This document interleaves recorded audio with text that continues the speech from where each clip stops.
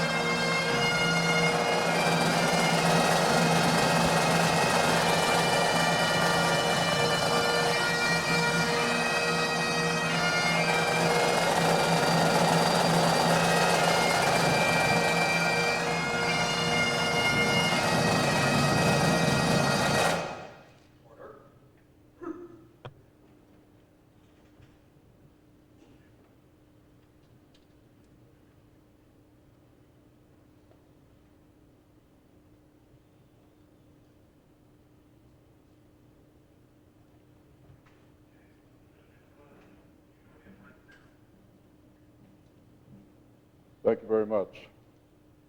I'd like to call at this time and acknowledge first the brothers Cunningham who are up here. Father John will give the invocation shortly, but I've asked his brother, Eddie, who works for the State Fire Marshal's Office and who also recently received the Lifetime Achievement Award from the Phoenix Firefighters Association. So I'd like to ask Eddie Cunningham to come up and lead us in the Pledge of Allegiance, and then Father John will give the invocation. Eddie?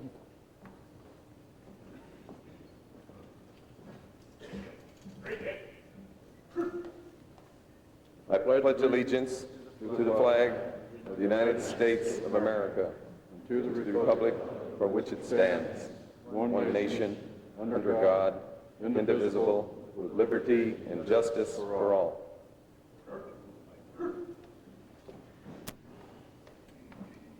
Father John?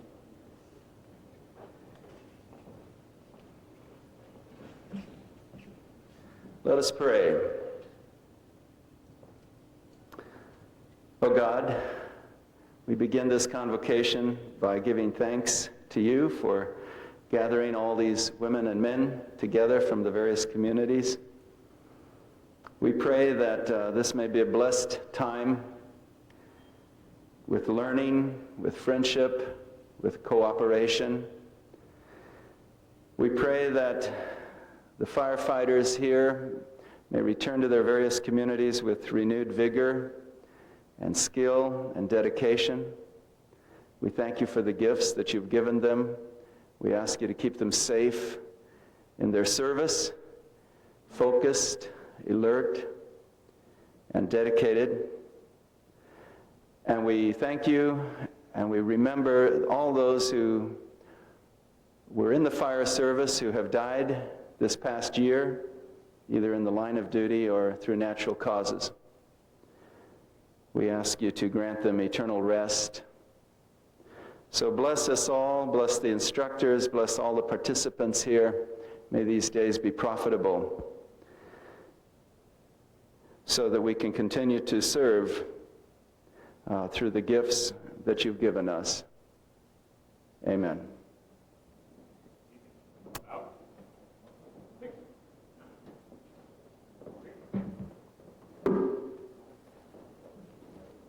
Father John, before you leave, I know you have to get somewhere in a hurry, but you're getting quite a collection of these shirts, and we appreciate every year you come out and give the invocation, so thank you very much. Thanks, Dwayne.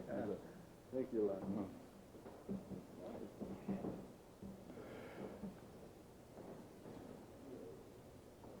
Again, it's a pleasure for me to have the opportunity to welcome everybody here.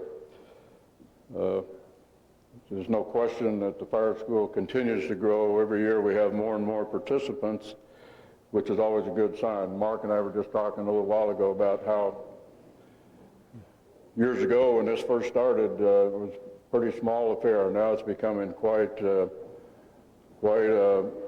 achievement for all of those, particularly the training committee members and Bob Costello from our office, and everybody puts in a lot of time and effort to do that. I'd like to acknowledge a couple of things. First of all, there's some real old fire horses, and I say that advisedly and affectionately, that I'd like to introduce, who's from, one retired from the State Fire Marshal's Office several years ago down in Safford, Dick Bingham. Dick, I don't know where you're sitting, but there he is right there, Dick.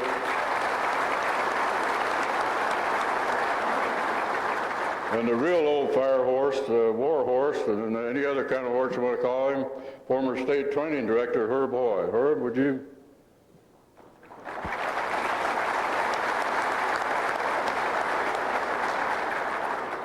And another old war horse, former state fire marshal Paul Saunders. Paul?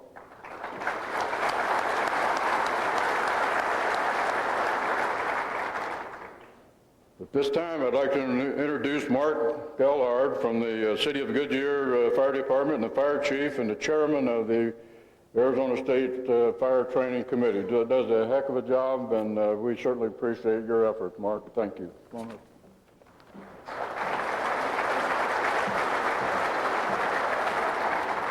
Good morning. I just want to be very brief, and first thing I'd like to do is have the training committee stand and let everybody here see a group of people that work year-round to bring this school about. There's a lot of work that goes on, and if the training committee would just stand and turn and let everybody take a look at you, and they'll know who to blame. Morning, everybody. Welcome to Mesa. It's good to have you back here, and it's really a pleasure for us to host this conference every year, and you're in for a real treat, as you always are. We were talking just a second ago about Paul Saunders. How many of you remember when Paul was the state fire marshal, or when he was a fire captain in Phoenix? Let me see your hands if you remember that. If you do, and there are a lot of you that do, you'll know that the thing that I am most amazed about with Paul is he was the only person I have met to this day who could talk a whole paragraph and never use anything but four-letter words. Unbelievable, in fact. But he's a jewel. There are lots of people here today, and it's always so nice for me to be here because I get to see a lot of new people and meet new people, but also see so many people that I've known for so long, Dwayne being one of them. We've just been friends forever, and we're going to stay that way as well. They passed along to me. There's some of these people I worked for. I worked for them when I was a firefighter, engineer, captain, battalion chief, literally forever in our careers. And I guess one of the things that I would hope for us here is that we begin to focus more on our service. And we need to, I think anyway, as a service, we need to come together more. And I think that we need to continue to have respect inside our service for every aspect of our service. And I get the feeling sometimes, and just let me whine for a second here if you don't mind, that we don't always do that. And when we don't, we sometimes put ourselves at a disadvantage. We really do. And what I mean by that is inside our service, we have people responsible for preventing bad things from happening to people through codes and other mechanisms like that, built-in protection. In other words, causing our structures and our facilities to be as safe as we can make them. Just in case anything happens. We have people in our service who are responsible, and a lot of departments, the same people are responsible for all these, for public education. And we see today that the focus of that primarily is on all-risk public education. And so not only through codes and other mechanisms preventing things from happening, but using public education to try and teach people how to prevent things and also how to survive them should they occur. And the last, and not by the order of importance at all, is the area of emergency response. That being just as important as the others, but in a given situation, no more, no less important. In other words, I think that we need to realize that we save lives through everything we do. That's one of the nice things about the program that you have here for this conference, is it focuses on all aspects of our service. And because we do that, I would hope that we, as fire service people, begin to appreciate that more as well. That who knows what will save the life? Will it be something that you caused to be constructed in a building that prevented a fire from spreading and killing people? Will it be something that you taught a 10-year-old child in a classroom that they used on a 7-year-old brother, a Heimlich maneuver or whatever, and saved a life? Or will it be some extrication you made from a vehicle or a rescue we made from a fire? In other words, where is the most important life? Well, I think that one of the things that we all agree on is that they're all important. And it'd be nice, if, I think, day to day if we just all acted that way with each other. And make sure that from now on, everybody in our organizations are taught the secret handshake. And that we're all issued the code ring. And that when we say we're going to be a team, that we actually become a team dedicated to saving lives and property, because I think we're all committed to that anyway. You have a real treat here this morning because you got Chief Bernasini coming your way here in a little bit, and you'll have fun with him. He always is. All of you know that. He's going to talk with you about safety. And I said there were two things I wanted to speak just for a second about this morning. The other one is that, and again, more as a general service issue.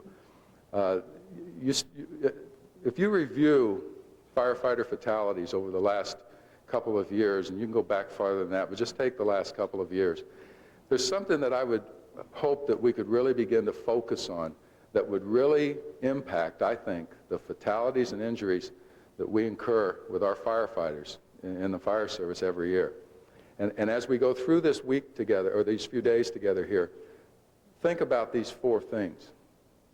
Because they will have, if we could focus more on them, they will have more impact on the welfare of our firefighters than I think anything else we could do with regards to fatalities and injuries. 4 simple ones. The first one is we need to stay in shape, y'all. The number 1 killer of our firefighters is they die of heart attacks at emergency scenes. I'm not talking about Olympic athlete shape, but I'm talking about aerobically and from the strength standpoint.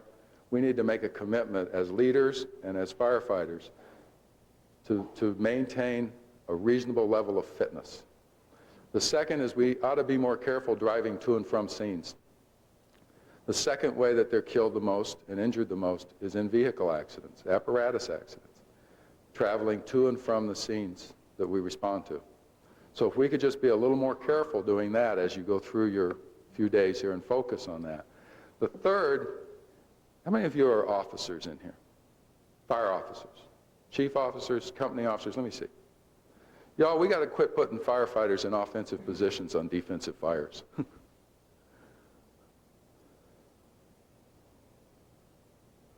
Because if anything at all happens with that fire, or happens with that building, what potentially happens to our firefighters? They're under it, in it, on it, around it, and bad things happen. Just focusing a little more on our training here the next few days of us determining the strategy of a fire, not the building. Us deciding whether we get in or get out, not the building running us out at the last minute.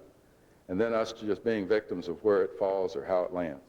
So we got to stop doing it. We got to stop putting firefighters in offensive positions on defensive fires. And the last one is that we got to quit getting lost.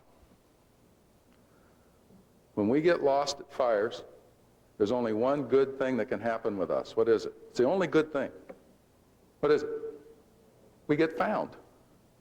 Everything else is bad. Everything else is a bad outcome. So as we go through this week, or these few days, from an emergency response standpoint, from our own safety, so that we are able to get through these careers and our families are able to get through these careers in a positive and productive and healthy way, stay in shape and set the example ourselves if we're in leadership positions. Let's be more careful driving to and from scenes. God, let's quit putting people in offensive positions on defensive fires. And quit getting lost. How many of you are here from Mesa? Would you stand up if you're from Mesa? If any of you need anything while you're here, any of these people will be glad to do anything we can to help you, as will I or anyone else besides the training committee, and in any way that we can help you. It's our pleasure to host this conference. It's a pleasure to have you here. Welcome to Mesa, and have a great one. Thank you.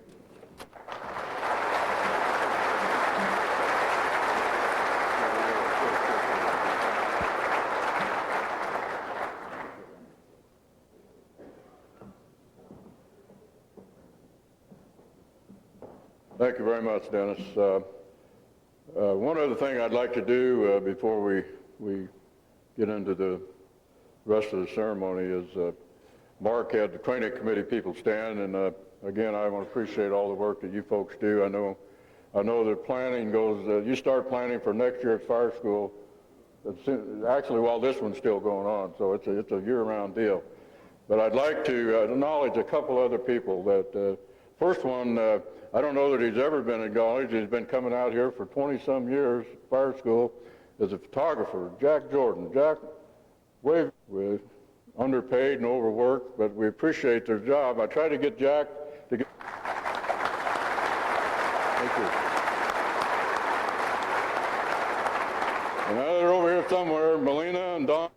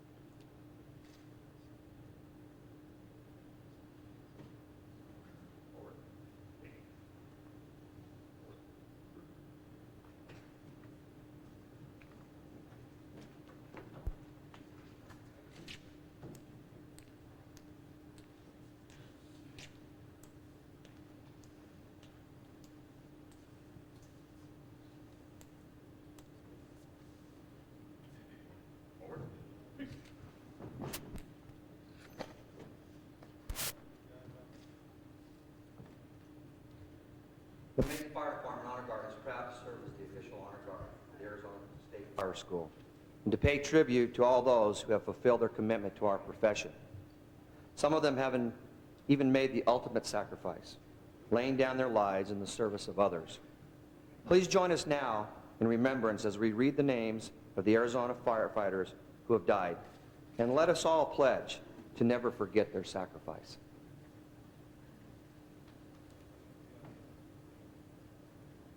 Jim Busk, Bisbee Fire Department. Jay Dagley, Bowie Fire Department. Tony Price, Congress Fire Department. Stanley Clark Balk, Cornville Page Springs Fire Department. E.J. Pat Hogan, Flagstaff Fire Department. Frederick C. Lindstrom, Flagstaff Fire Department. Mark A. Sanchez, Flagstaff Fire Department. J. Dean Treadway, Flagstaff Fire Department. Cliff Enos, Glendale Fire Department. Bob Furlow, Glendale Fire Department. Lester Hillis, Glendale Fire Department. Raul Rodriguez, Glendale Fire Department. Orville Dean Carr, Golden Valley Fire Department. Michael Madison, Honeywell Fire Department. Mary Nickerson, Jerome Fire Department. J.D. Howell, Kingman Fire Department. Bennett McKinney, Kingman Fire Department. Terrence Curley, Gila River Fire Department.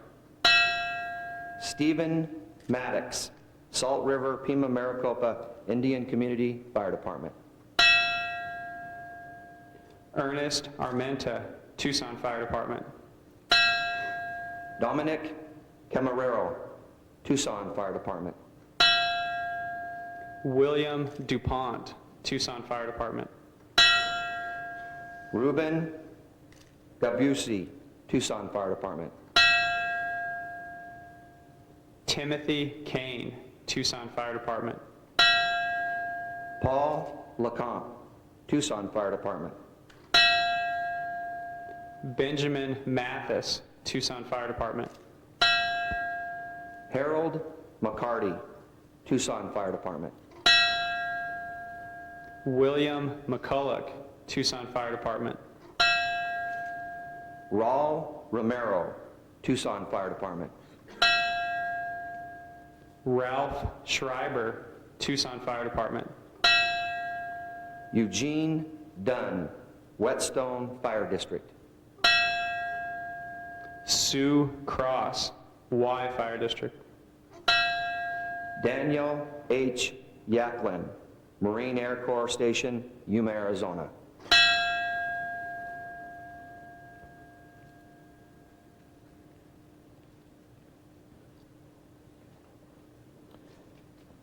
The history of firefighting is closely associated with the ringing of the bell. It was the bell that signaled the start of duty, and through the days and nights, each alarm was sounded by a bell. It called them to fight fires and to place their lives in jeopardy for the good of their fellow man. And when the fire was out and the alarm had been completed, it was the bell that signaled its end.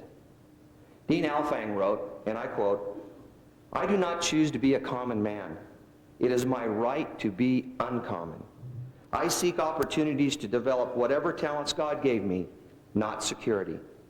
I do not wish to be a kept citizen, humbled and dulled by having the state look after me. I want to take the calculated risk, to dream and to build, to fail and to succeed. I refuse to barter incentive for a dole. I prefer the challenges of life to the guaranteed existence, the fulfillment of the stale calm of utopia. I will not trade freedom for beneficence, nor my dignity for a handout. I will never cower before any earthly master, nor bend to any threat.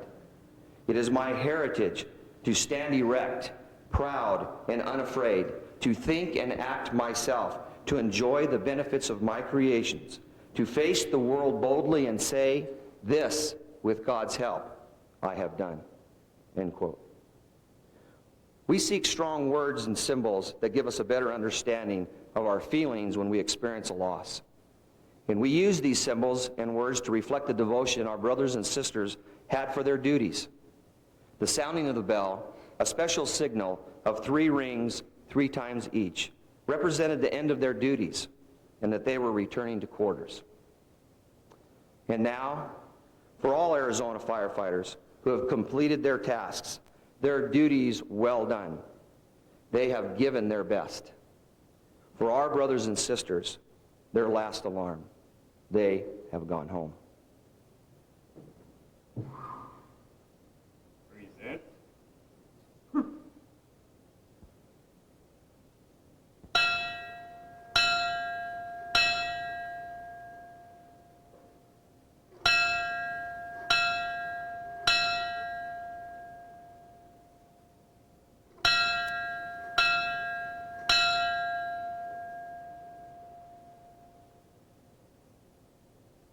Order. Great. Present.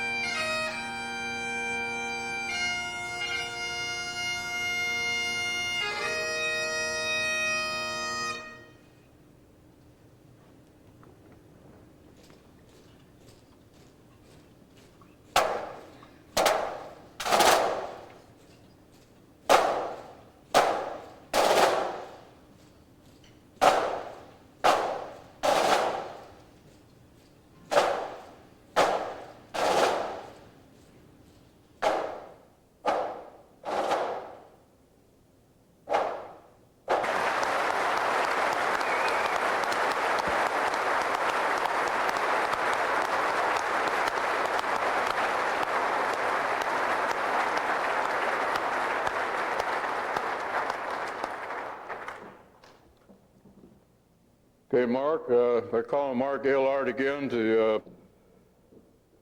I'd like to call now Dan Matlick, the United Fire Equipment, to make a presentation of Firefighter of the Year. Dan?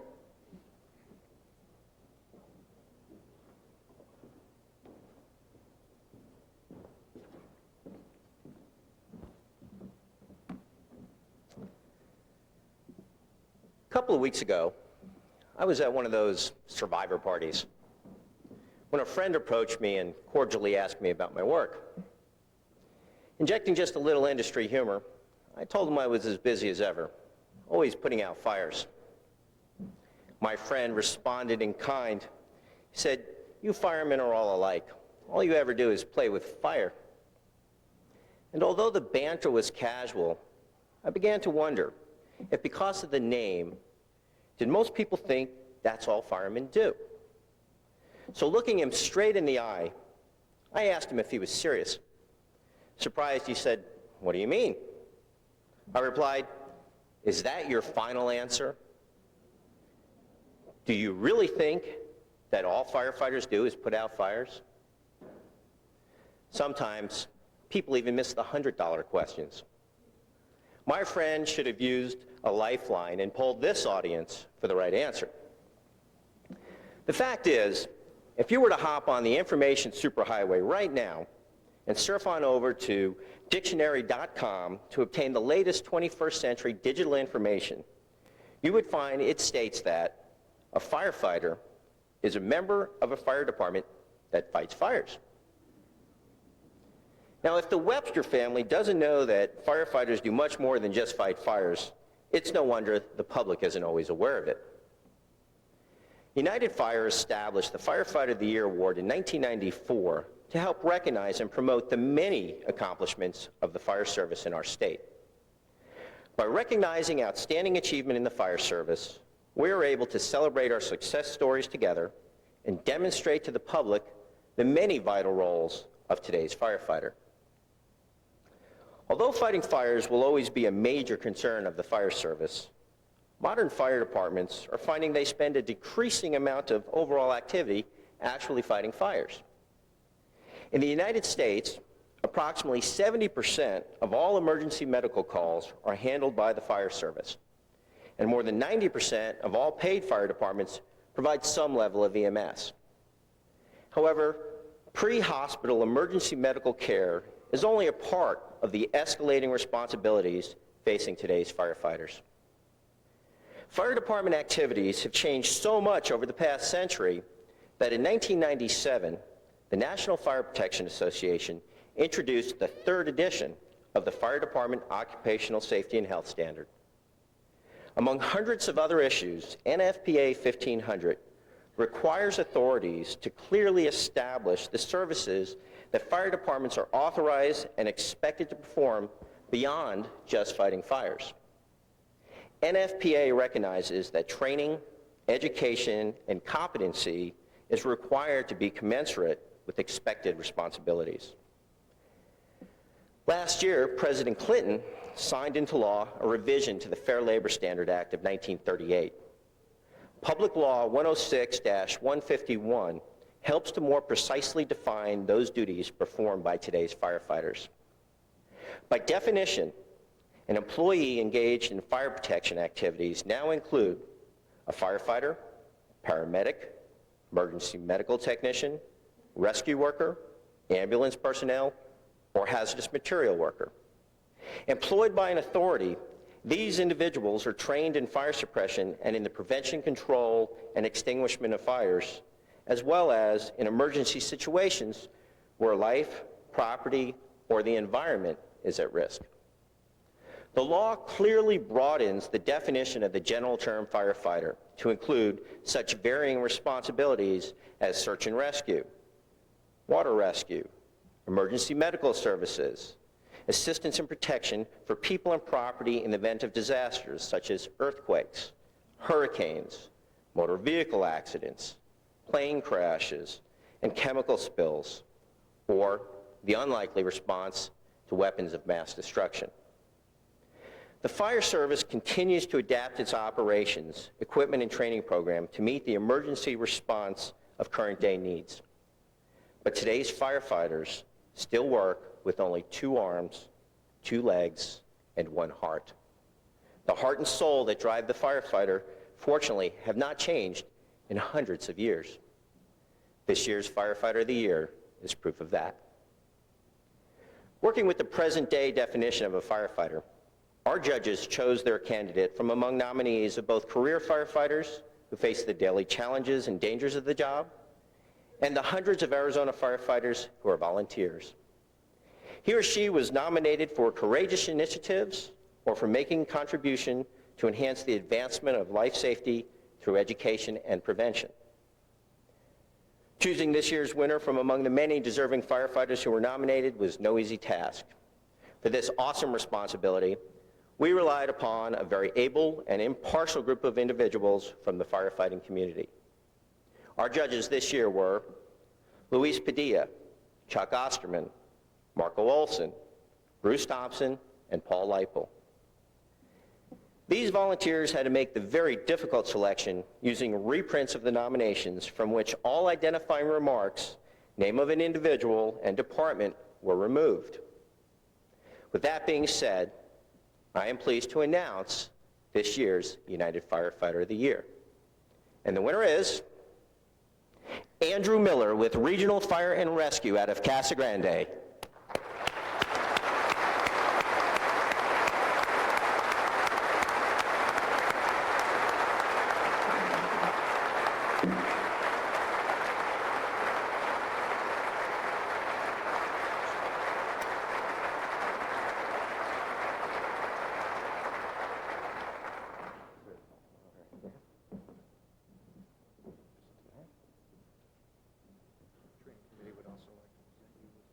Training committee also has a little presentation.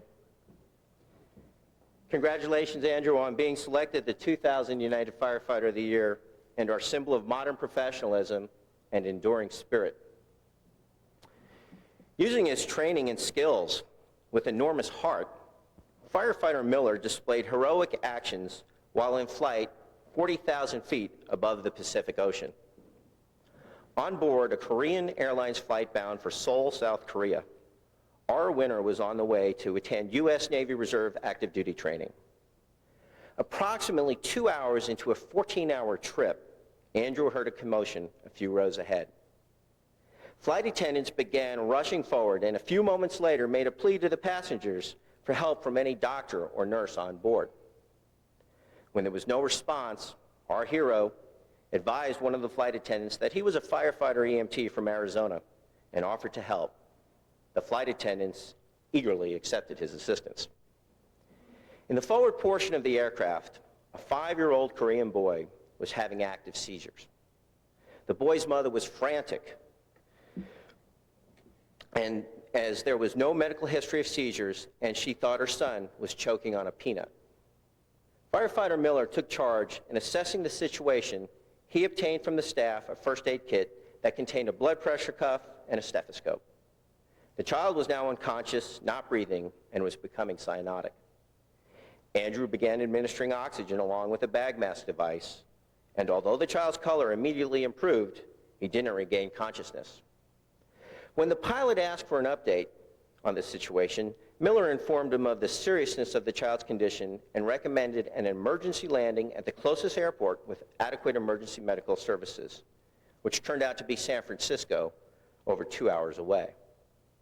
For the next several hours, Andrew Miller demonstrated the abilities and compassion of the Arizona firefighters by providing the critical care necessary to sustain the life of this 5-year-old boy. Andrew maintained an open airway in the child, assisting in ventilation with oxygen, all the while being bent over on the small galley floor of the aircraft. Even upon landing, when the flight attendants insisted that Andrew take a seat and buckle up, he stayed on the floor, continuing the intervention needed for the child's airway. Once on the ground, Firefighter Miller provided a professional transfer of care to the San Francisco Fire Department. As a member of the United States Naval Reserve, Andrew received the U.S. Navy's Achievement Medal for recognition of effort. Andrew Miller exemplifies the highest expectations and traditions of the Arizona Fire Service in performing a life-saving task during this 3-hour ordeal. Andrew, your actions provided a young child with a second opportunity at life and earned you the right to be called the 2000 United Firefighter of the Year.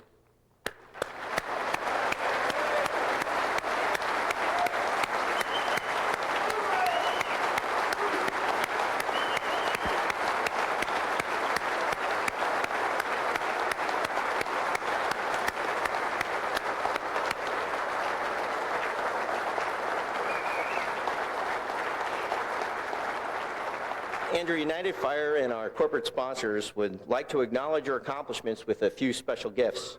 And you don't have to answer any questions from Regis to get them. Just accept and enjoy.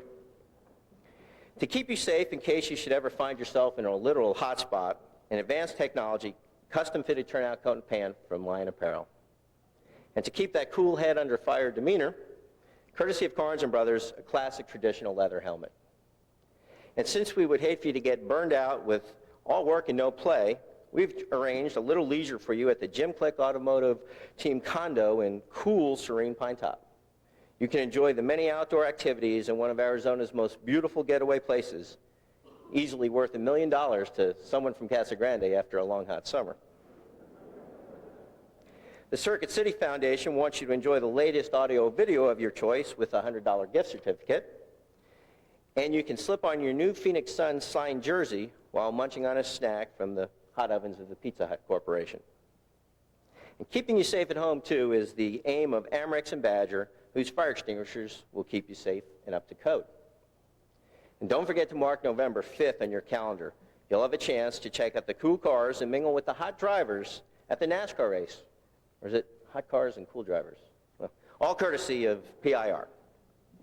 And sharing your achievement and commitment, the Regional Fire and Rescue Department will receive a $500 credit at United Fire towards the purchase of their choice. And certainly, not least, this check for $1,000.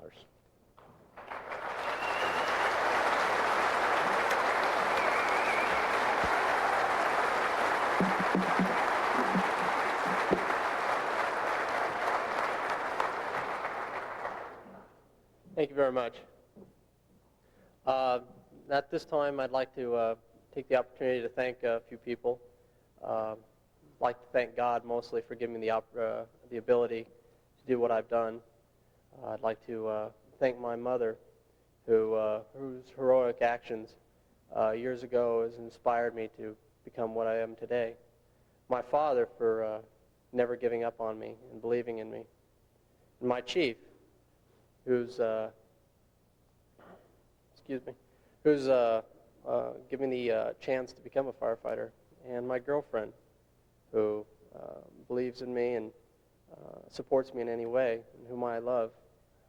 And finally, to United Fire for giving me all these nice things. You're welcome.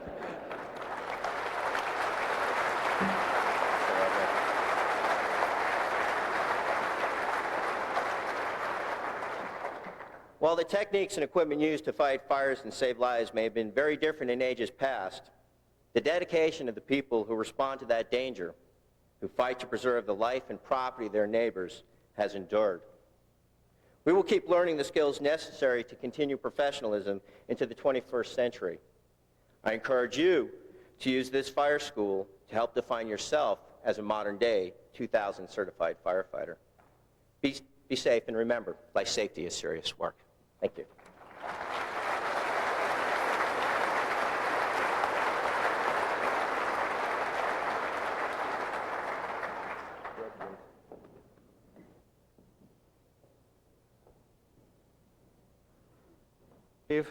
Knowledgeable and professional instructor at the state, local, and national level. He has taught several classes for a number of years here at this fire school, including the National Fire Academy Leadership Series, Conflict Resolution, and Leadership Communications. This year's recipient is well known for his statewide involvement in development and instruction of hazardous materials for the past 16 years, and that's the state curriculum. He has also developed and instructed a number of workshops for the Arizona Fire. Jerry Bates holds an associate's degree in fire science, a bachelor's degree in psychology. He's a graduate of the National Fire Academy Executive Fire Officer Program. He has a Bates of the Tucson Fire Department.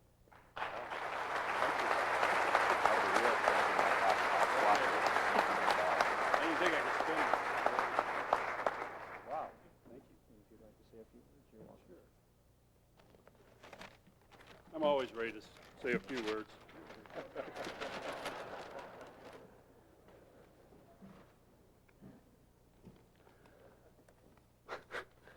My mom really didn't want me to be a firefighter.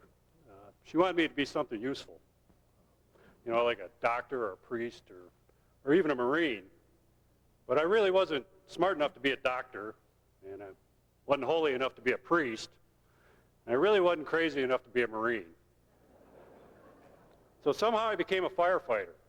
And as I reflect on my career, I could see that a lot of the qualities that make up being a firefighter are really the same, combine some of the same characteristics that my mom thought were so worthwhile.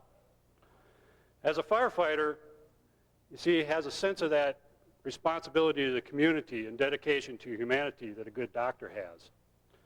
And a firefighter has a sense of caring and compassion of a good priest. And a firefighter has that same sense of honor and duty and loyalty of a good Marine.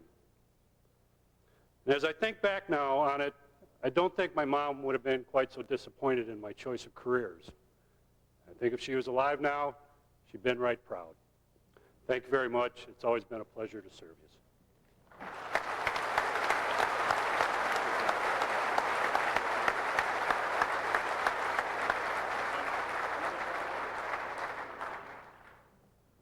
Like last time. I'll be here.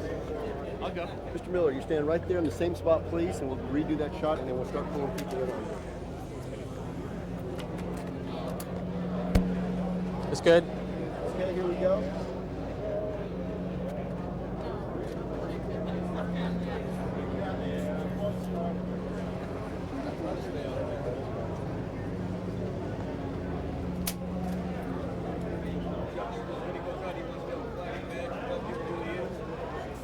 Filter them in. You yell at them. Next.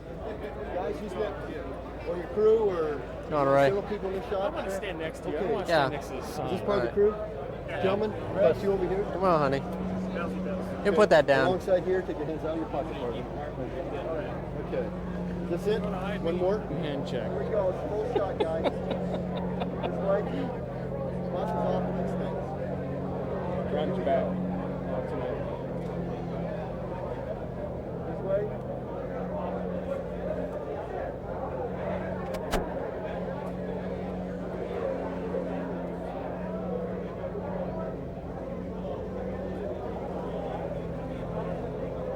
I think it's. And now. Okay. Again.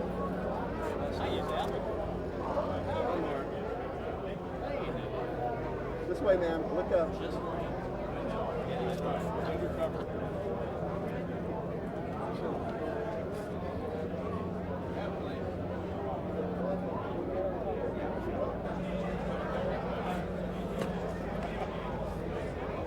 Place you are. Okay, here we go. Stay still. Get a little tighter. And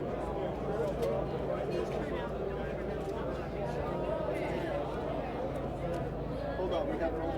Let me know when you're set. Okay, Dan, why don't you fire a few questions on our ring? Okay.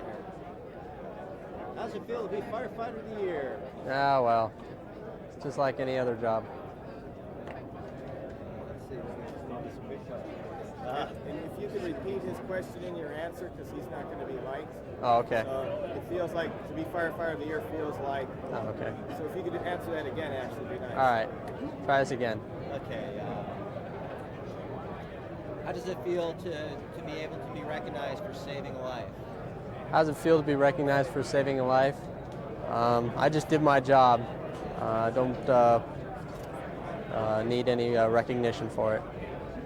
Did the action, you were on Naval Reserve training at the time, was the action helpful for the Navy? It was.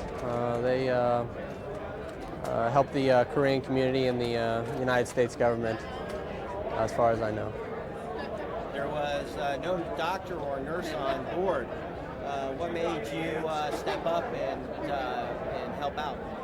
Well, I figured I had a call to act, being an EMT, and nobody else was standing up. How long have you been an EMT? I've been an EMT for about a year. What fire department are you in? I work for a regional fire and rescue. And your position? I'm a lieutenant, fire lieutenant EMT. How long have you been with Regional Fire and Rescue? How long have I been with Regional Fire? I've been with them for 2 years now. What motivated you to become a firefighter? Years ago, my mother helped save many lives on a school bus, and it kind of motivated me to become either an EMT or a firefighter. So that's why I became. As I understand it, you had just gotten your EMT prior to getting on the airplane? Yeah, not 3 days before. 3 days before. I'm sure that young child was very fortunate that you had made it through your training. I still would have stood up and did something. Done something. Yes. What would you say to encourage other people to kind of line of work that you do? How would I encourage other people? To stick with it. It's a job like anything else. Doesn't seem more than a job, though. I mean, saving someone's life to me is more than just a job. It does. If I don't save a life again, at least I know my job was worth it because I've saved one life.